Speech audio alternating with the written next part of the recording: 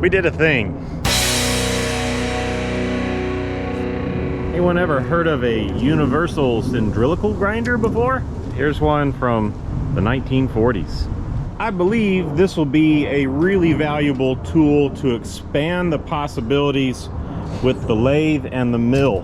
We can make cutting bits with this, we can sharpen end mills with it, and we can even make some custom parts like grooving the rocker shafts for the oiling mods and that kind of thing.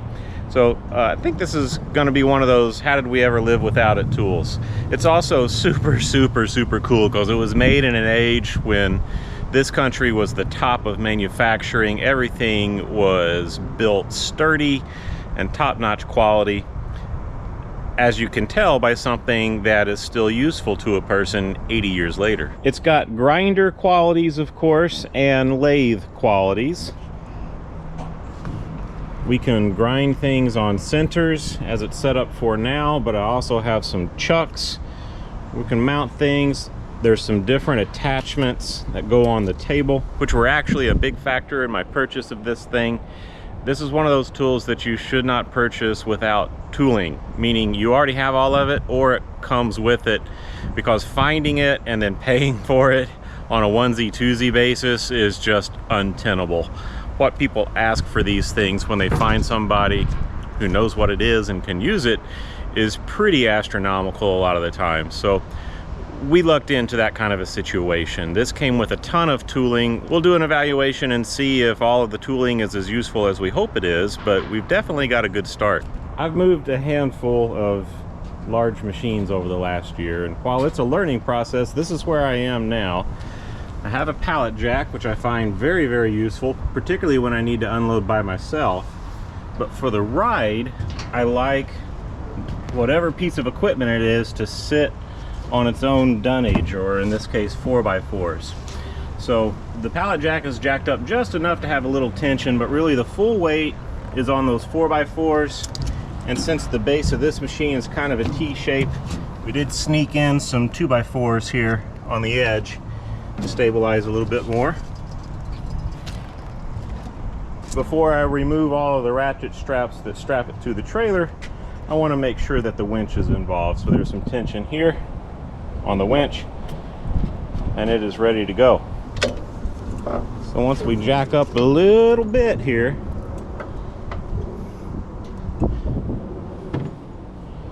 we're off of the wood and we're on wheels. We wanted it to be such that we didn't roll anywhere as soon as that happened. Now when I put this trailer together many years ago, watch for that. When I put this trailer together many years ago, I was thinking cars. 2 runners, I wanted a drop center on the trailer where I could get underneath the car and work on things, tying it up, changing oil, whatever. And that's been real good at that, but it's left me an uphill battle literally here during unloading. And the way I designed this hinge is quite the obstacle for heavy loads like this one. This one's actually about 2,900 pounds as it sits. Very dense machine. So we're gonna have to work over that on our way down. It's also something that has to be worked over on the way up, along with this lip, which I don't think I could improve much, or this down here. Tapered the end of these ramps, but I only get to choose one angle, and sometimes it stands up like that, sometimes it doesn't. It just depends on how everything sits with the lay of the land. Here, overall, we're in pretty good shape because it's not too much of an incline. It's enough to go downhill, but not too much to be crazy. So we'll just take it a few inches at a time, get this thing safely unloaded.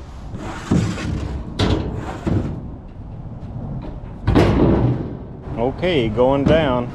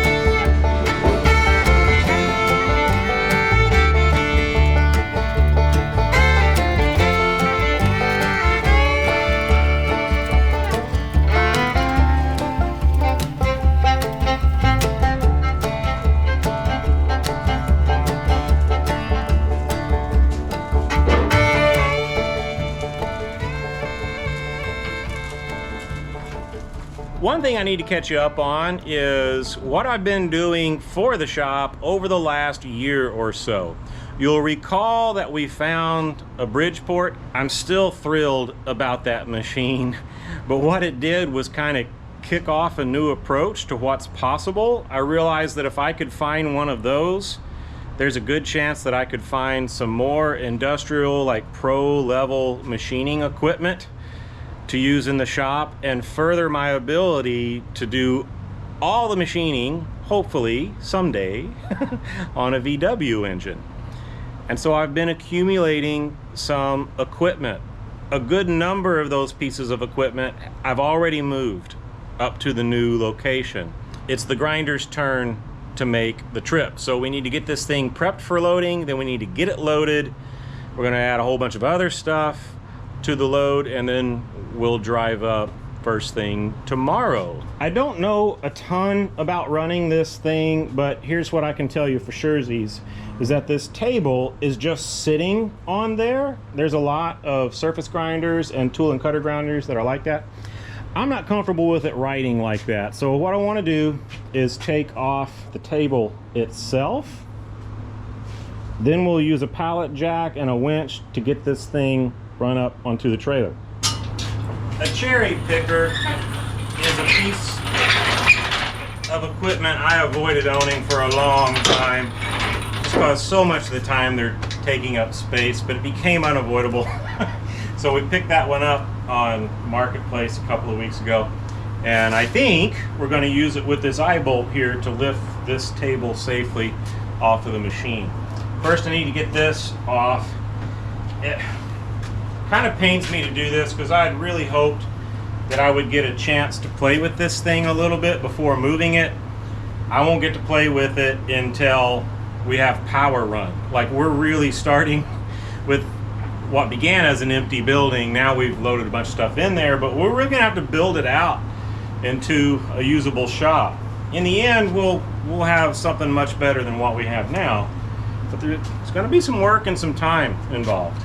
Just to give you a layman's version of what this thing is this is a spindle. There's a motor in the base with a long flat belt that comes all the way up in here and runs this spindle. The spindle can twist and it goes up and down as well. Now this is of course the table, which can swivel this way, and of course it slides back and forth like a lot of surface grinders and things do, right? Now this is powered as well, so you can do cylindrical grinding on this particular model, meaning putting something on centers and spinning it. I think that's going to be handy for hopefully making a cam boring bar. Also can put a tool bit inside a collet and mount it here and run it past the grinding wheel to make precision cutting tools with it. Use a collet chuck in the motorized spindle here to make a piloted core drill bit for drilling out valve guides. To show you a little bit more about its pedigree, they did things different. See these little oil filler cap dilly-doos? You lift up the cap and squirt some oil down into it, and those are all lubrication points that need to be done every so many hours, daily, monthly, like they're all a little different. Most of them take spindle oil. There's over 3 dozen of these things. So you get all those topped up, and when you start it up, you got to jog it just a little bit. So turn it on for just a second, turn it off. Turn it on for a second, turn it off. That's to get the oil flowing through the thing. So if this thing hasn't run in a while, like, you got to wake it back up. That's a machine with soul.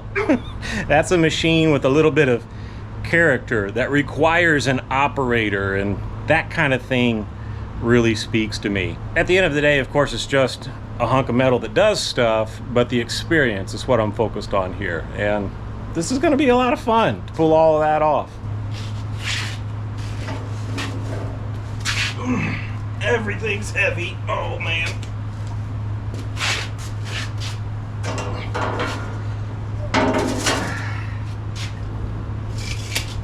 Okay, looks like more of the weight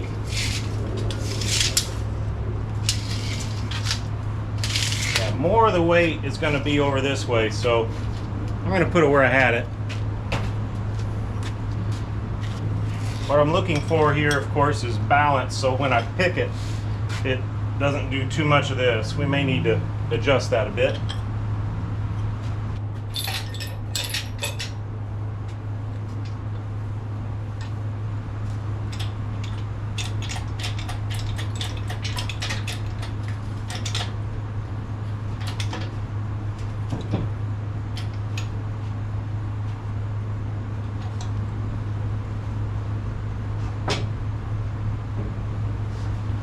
I'm not totally happy with that. I think our point is really going to be somewhere in here.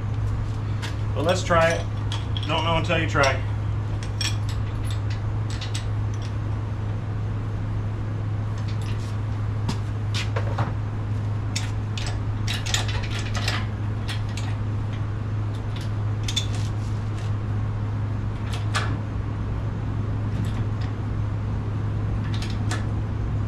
Much better.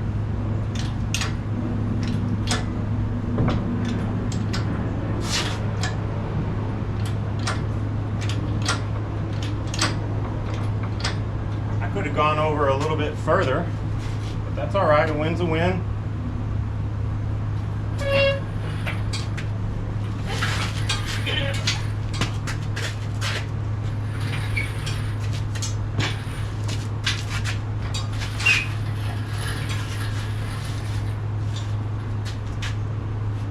These are, of course, the ways and that fish scale pattern that you see on it. That's the scraping that they did to make it perfectly level. It also holds a little bit of lubrication in there in the lower spots. This is an oiler, so there's kind of a vat of oil down there, and this thing spins and lubricates the bottom of the table ways. This all looks really good. When we look at the other ways, the V ways over here, there's a bit more wear. A lot of that scaling from all the scraping is worn flat. A little bit here on the very end too. So if you think about all the weight that's sitting right here and the fact that there's all kinds of grinder grit on this thing all the time, it's amazing that it's not completely worn out. So who would have thunk it? An 80-year-old machine has some wear on it. But for its age, I have to say that doesn't look too bad. Now, I wouldn't classify this machine as filthy for what it is, but it is pretty dirty, and it's got a ton of oil all over it. I'm going to get rid of the excess so it doesn't drip as much on the way. But other than that, this is how I want it. That oil will protect it. So I don't want to run it like this with all this grit all over it, but I'll take the oil, and the grit's not going to hurt it as long as it's not running. So I'm going to leave it as is for now. We've got other things that we need to do with our time right now anyway. And so this thing's good and protected by all that oil. Maybe here's a little extra.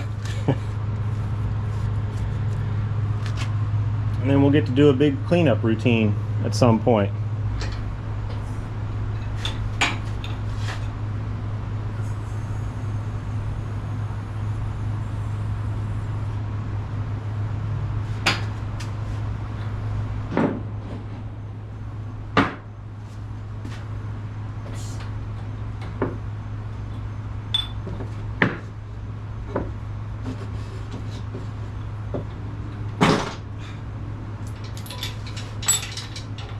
Man, this thing's heavy. So as far as I can tell, the ways of the table are fine. Now here's a part of the machine's condition that's very unfortunate. I think this happened long ago, but this is the rack of a rack gear, and it's broken. So the table's supposed to have 24 inches of travel, but of course it has at best 2/3 of that because this rack gear is broken and long gone. Maybe I find it inside the machine, but I seriously doubt it. So I don't know what the options are there. I guess one of these could be fabricated. It just have to be really precise, because any roughness in travel would destroy the accuracy of the machine. But that's for another day. Broken rack gear. The way we hope to move this 2,800 pound monster is with a pallet jack. Now this one's rated at 5,000 pounds, so we should be good there. And it is indeed how I got it where it is. So we should be able to slip the forks in here, and with any luck, this winch will get us ahead of the axle.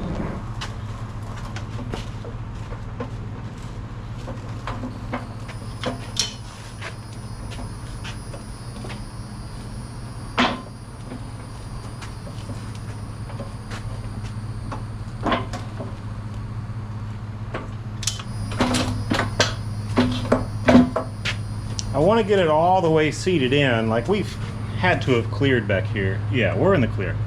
But you see we don't have a huge margin there. And on top of that, we're going to be pulling from here going uphill.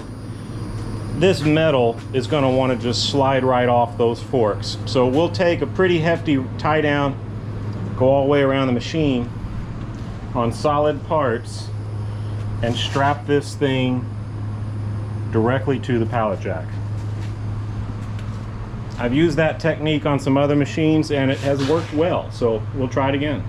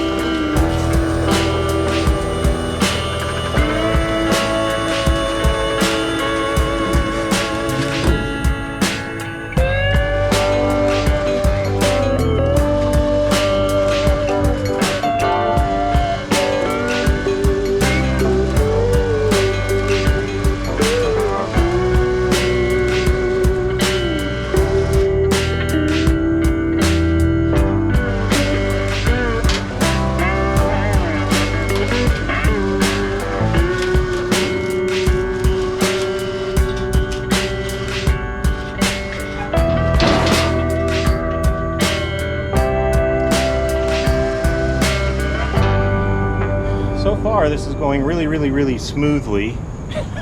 There's a couple of bumps that we have to get over, and while one or two of them was kind of tough at times, we did make it.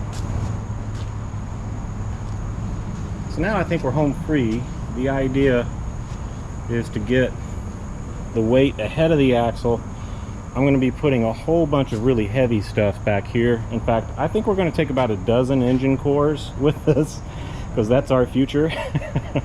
To make sure that we're balanced correctly on the trailer, we want, you know, a little bit more of the weight ahead of the axle. We'll take this and park it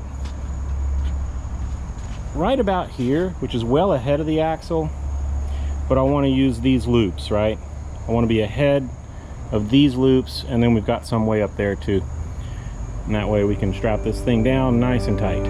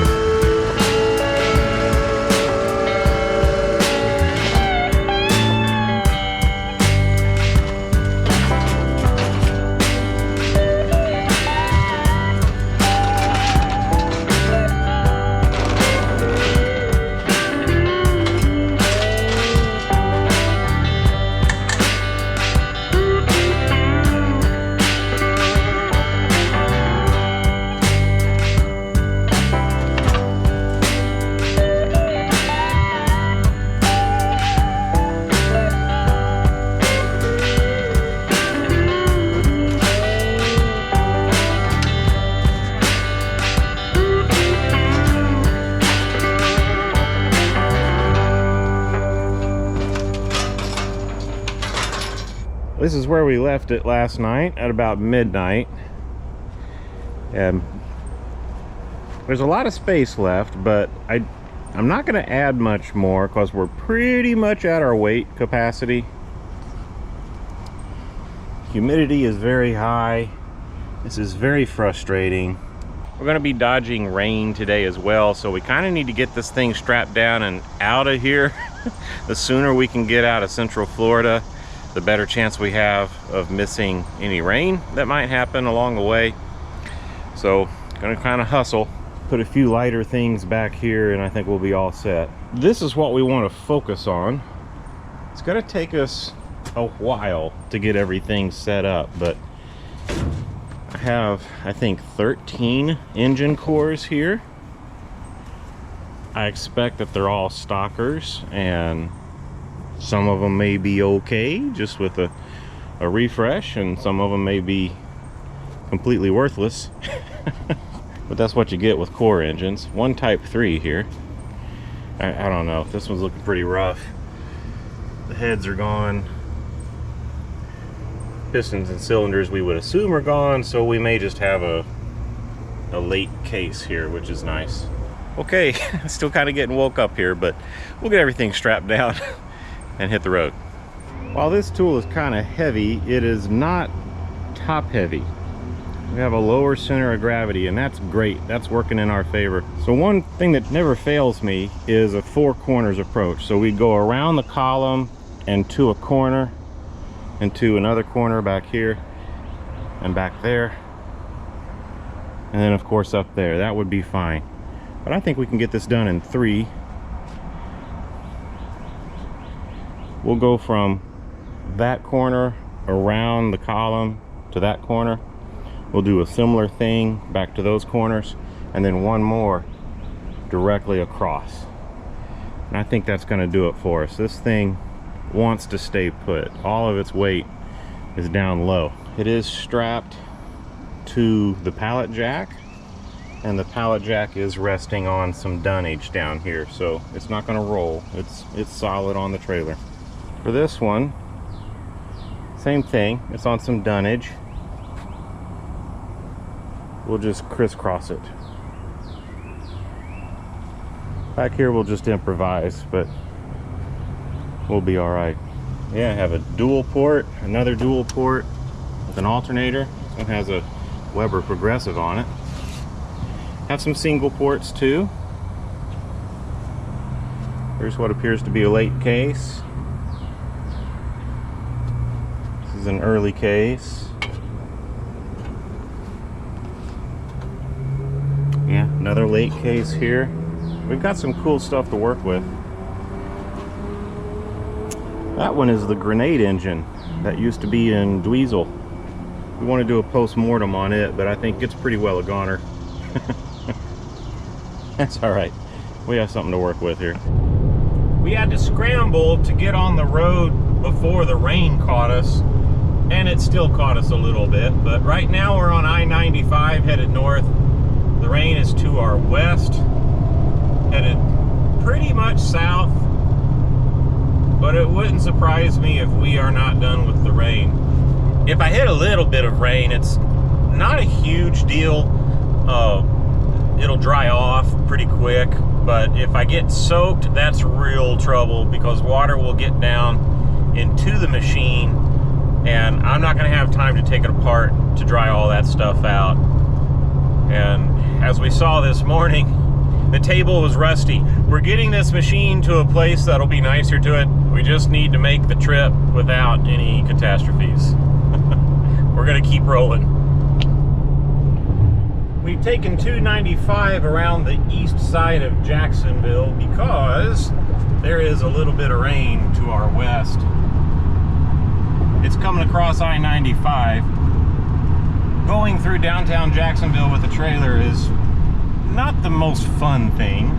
It's not too bad, but this gives us an excuse to avoid it. So we're taking the long way around to avoid a little bit of moisture. We still have a ways to go, but I believe we have successfully dodged the rain. Let me give you a look at some of the stuff we're hauling this time. This is the rusty gold edition of our move. Of course, this is the table for the tool and cutter grinder.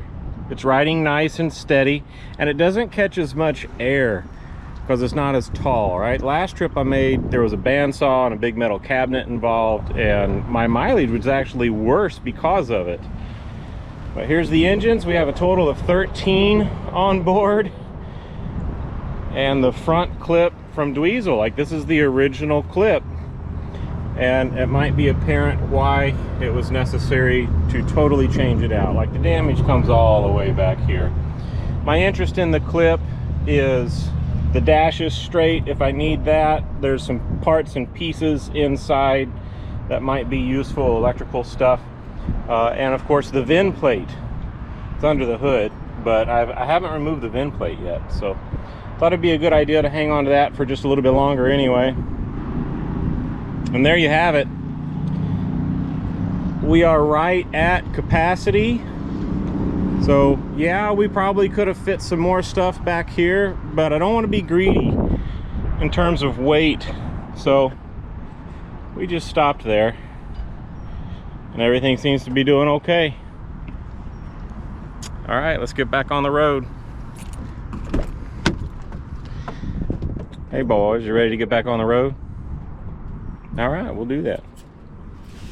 We need to find appropriate places for all of this stuff. These engines have been stored outdoors for years, just under cover, so I don't think there'll be much harm in continuing that at this point. Not really any room indoors anywhere, so that gives us a little bit of leeway. Over here under this lean-to, we have the parts and pieces for a future project that we're calling Skimpy. It's an MP Sportster concept made out of free or nearly free stuff. So we have an IRS rear end. We have the front end of a tunnel from some other Beetle. This is actually the tunnel that was on the clip, or under the clip, that I bought for Dweezil. That clip is part of Dweezil now. The old clip is on the trailer. But these are two different Beetles. That's a 69 and this is 69 or later. Anyway, we're gonna make some space here for the front clip to sit with all of this stuff. Maybe the dash becomes a part of Skimpy, I don't know. This is just a good space to keep it. And then we'll line up the engines probably along here. I think I want to keep it away from the building. We may be adding outlets and stuff out here, and who knows what. Really wouldn't mind pouring a concrete pad maybe back here to put the air compressor and the rotary converter and the step-up transformer. Just get all those things outside because they don't really perform a function inside other than their output, right? The electrical cables and the air lines, of course. So anyway, I think we'll line up our engines here. Just on a side note, it is hot here. This is an unseasonably warm day. It's gonna get into the mid to upper 90s, which is kind of weird. I don't know. It's gonna be a hard, hot day here, but I'll take it.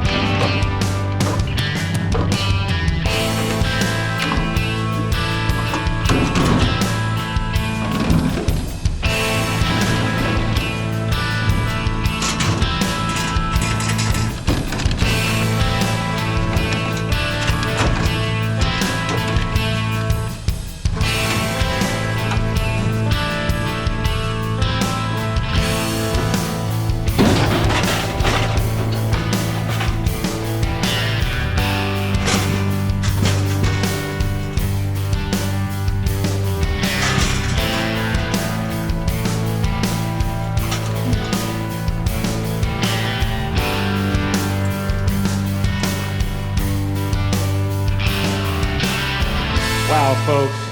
I'll be honest with you, it is hot. But we did get the engines offloaded. They're under cover, so they should be in good shape. We got a cool future project back there, a John Deere Model M. Really neat old tractor, 2-cylinder jobby. Bought this one at Bug Jam last year, got a good deal on it. My buddy Alan gave me this short block and this short block. I think one of them's even a late case. Yeah, it might be that one right there. This one came from my buddy Rick Higgins of Bug Me Video fame. In fact, most of these did. I went down there and did a little picking and brought home a ton of engines, including this one here. I don't know much about each of those engines. We can see they're both dual ports and late cases. This one has what I would imagine is the AC pulley on it, so that's pretty cool. Don't know much about this one either, but it's one of those core engines we bought down south from our buddy Rick. This is an auto stick engine. It has the special oil pump. You can see the lines coming out right there. Another single port. Now here's one that I think somebody was having some fun with. It had a GT exhaust on it. It's got the Weber progressive carb. Has an alternator, dual port. Here's another alternator. These are original alternators with the 3 prongs on them. So another doghouse late case. This one came out of a dune buggy, had a tri-mill exhaust on it, so it's probably used up. It's missing its rear main seal or something, because when I tip it backwards, a lot of really black oil comes out of it. But look at that, it does have a vacuum advanced distributor on it. And then finally, here's a dual port late case from a Type 3. A lot heavier than the rest of these and kind of a pain to mess with, but hopefully there'll be something good inside, or maybe even the case. Everything from the outside does not look too good. But there it is. We don't know how many of these are going to have usable anything to them. It's kind of like a bunch of lottery tickets stacked up here. We may end up with a handful of engines of value. We may end up with nothing. You never really know with engines, but I'm at a stage where I just need to learn about the engines, and I need parts to experiment with and learn about the machines and the machining process and so on without a whole lot being at stake, right? We're not going to practice decking on a new case. So lots of tuition right here.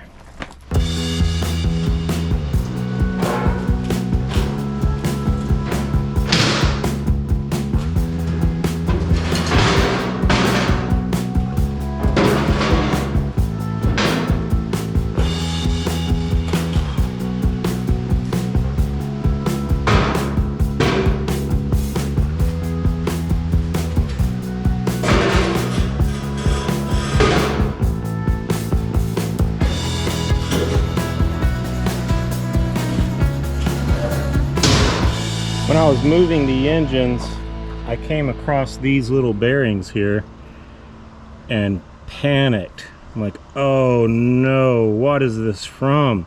I knew it didn't come from an engine, and it's right next to the grinder. I was thinking, oh boy, what have I done? Is there like bearings in here or something? Some grinders are built that way. I don't know anything about it, but I know there's bearings involved in some of them in some way, and I'm like, did I scatter these things all day yesterday while I was driving up here?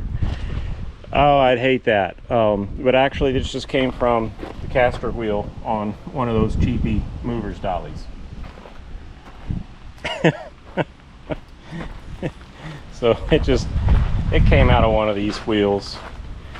So I don't want those to get torn up, but compared to losing something I'll never replace with that grinder, who cares? When we loaded it, we ratchet strapped the grinder to the pallet jack and we just left it. And so we're going to leave that for now too. I'm going to go downhill a little bit to give myself some room, and then I think we might be able to thread the hook underneath here and get to leave this in place. I'm kind of done with the heavy lifting for the day. I'd like to avoid it. So if I can let gravity and my material handling equipment do the rest of the hard work. That'd be fine with me. Folks, the wind is picking up. I'm seeing some dark clouds come in. We are going to get some rain, and we are not in a good position for that. I mean, I could move the trailer under the lean-to back there, but I'd have to deal with the ramps and all that. And what I'd really like to do is just get this thing inside before it rains. All right. Let's see if we can get this done. The danger here is getting in a hurry and making a dumb mistake. So we want to avoid that too.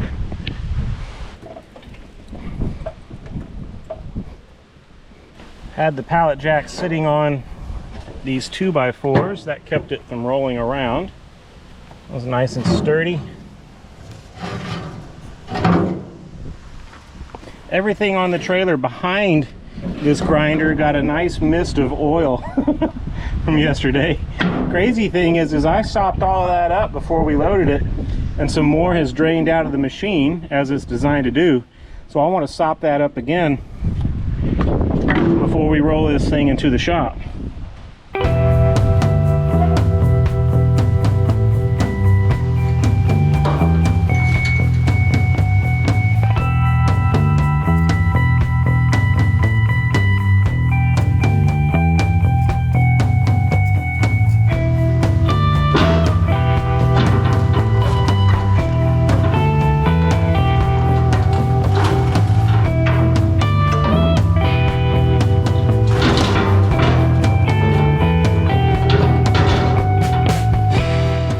Are not lined up nicely.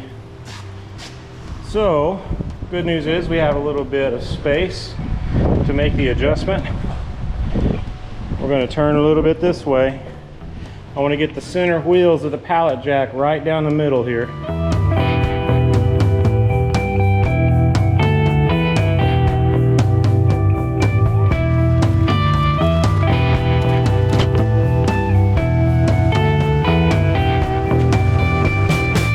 Kind of doing a Ghost Rider thing.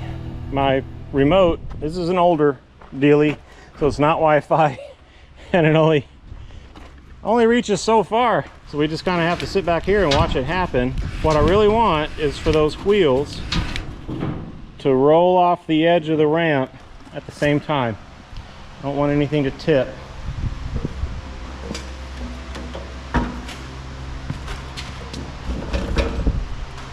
And then we'll be home free.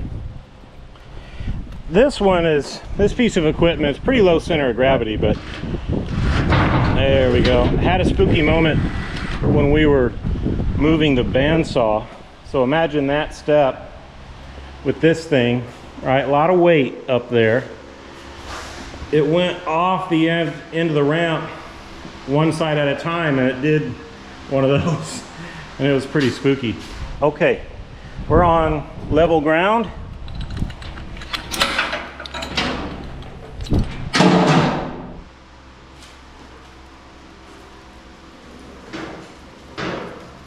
So the floor plan that I have now, this is the dirty side of the shop with the grinders and then eventually welders. If I can find a sun and hone, I'd put it right about there. And then this is to be the clean side. So we'll have the LeBlanc lathe, the Bridgeport mill, cold saw. Cold saw might be out in the middle here. Bandsaw, clean stuff, right? Don't know if we're gonna have space for sheet metal fabrication, so this stomp shear and the metal brake that you might have seen on the channel before, that may have to be elsewhere or in the middle of the floor, and we just never get to pull a vehicle in. So I don't know, decisions to be made, but I don't have a way of moving this with me right now, so I think we're just going to stack everything up like this and rearrange on another day. All right, let's get that table in here before it gets rained on.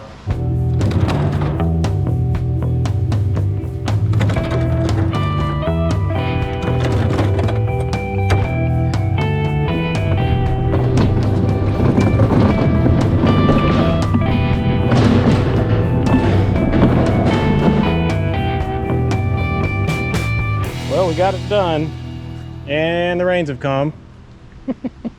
So our timing was actually pretty good. No mishaps, only one oil spill. It's somewhere out there, I think. One 2,800 pound grinder and 13 VW engines delivered.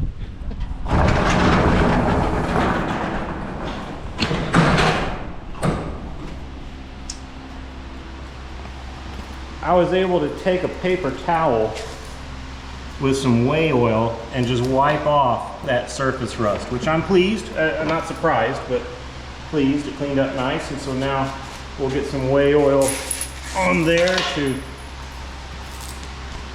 make sure it doesn't rust in the meantime. I think before we put this table back on, we'll be doing a pretty thorough cleaning of this machine, which I'm excited to do. They just made stuff different back then. So we're going to leave it oily to preserve it, and then we'll get in and clean up all of the oil passages. We'll do the same thing on this one. These are the keeper grinders, if you ask me. The first precision grinder I came across, someone was just getting rid of it because the hydraulics are broken. But it is in really good shape. So at the very least, it'd make a decent manual grinder. I think what I'll do is go through it, and if I'm happy with the big Thompson over there, I'll send this on to the next person. But I think I'll clean it up first. Its table is right here, same kind of treatment. This is the big 8x24 chuck that goes on the Thompson. And while we're doing show and tell, that tank we're going to make into a polisher. That's an airline thing, so we'll do some fancy doodads with fittings on that to clean up our airline. And this right here is Rodeo. How you doing, Rodeo? You like hanging out in the shop? Hmm? Are you a happy shop dog? It seems to be. So still a little bit of cleanup to do. I'm going to wind up these straps. I have some attachments for the tool and cutter grinder that I need to get out of the truck. No rush on that. All the stuff that needed to be brought out of the rain is out of the rain. All the engines are covered up, trying to keep the rain out of them. We'll get to check this in a few weeks' time. I am really looking forward to learning how to use this thing. It is such a cool tool, and I think we'll be able to do some good things with it. Everything has been wiped down and oiled so it doesn't rust between now and when we see it again. I also have the universal head, a 3-jaw chuck, a 4-jaw chuck, the motorized spindle thingy, the centers, diamond dresser, and a whole bunch of grinding wheels as well. Also the inside grinder attachment. It attaches here and is driven off of a pulley that's mounted there. Just a super neat piece of equipment that was built during a time when we really knew what we were doing in terms of longevity.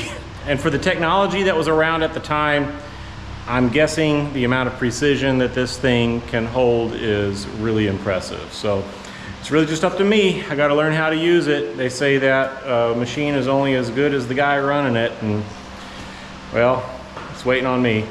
Gonna button things up. We'll be coming back up in a few weeks with another load of stuff for the future shop.